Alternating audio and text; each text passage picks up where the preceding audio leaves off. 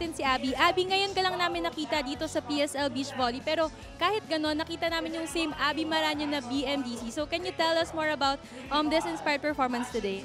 Sa tingin ko, mas na-inspire ako kasi yung teammate ko si Danica. She's a former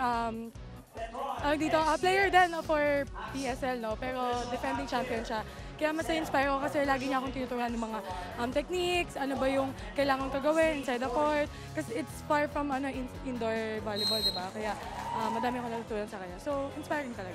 Congratulations, Abby. And ikaw naman, Danica, being half of the PSL champion, beach volleyball champion last season, ano yung mga adjustments na ginawa mo with Abby para ma-defend ang crowd?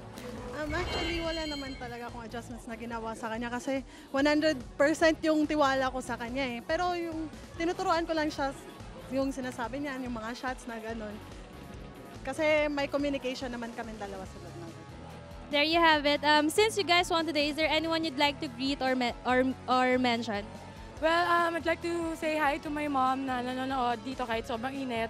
Plus to Robert na nasa Vegas, I love you. And to my family, di ba?